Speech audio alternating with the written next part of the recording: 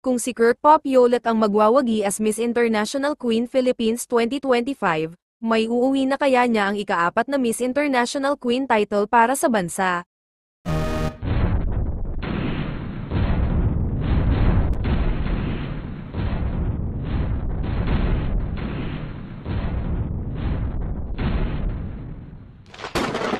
A print ad and runway model, a business owner of an aesthetic clinic, and your Queen Philippines universe now embarking on a new journey, hoping to be your next Miss International Queen Philippines.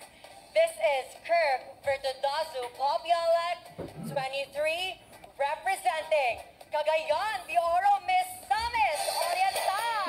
Sa ginaganap na Miss International Queen 2025 ay masasabing matinding puksaan talaga ng mga pinakamagagandang transgender sa Pilipinas. Ilan sa mga frontrunners expected to win the crown ay Latina beauty na si Mikay Bautista, si Miss Equality World 2023 first runner-up Ann Patricia Lorenzo, at ang reigning winner ng Miss Queen Philippines na si Kirk Popiolet. Sa kanilang lahat, si Kirk ang may pinakamataas na chance na mag-uwi ng corona. Una, siya ang pinakamaganda sa kanila. Although, may kanya-kanya silang ganda, ang ganda ni Kirk ay gandang babaeng babae talaga.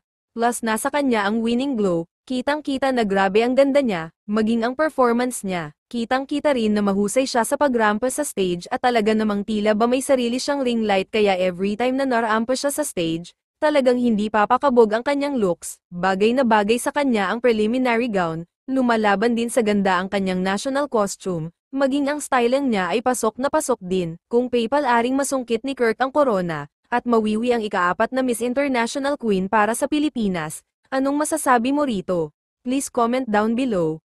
Please like and subscribe. Thank you.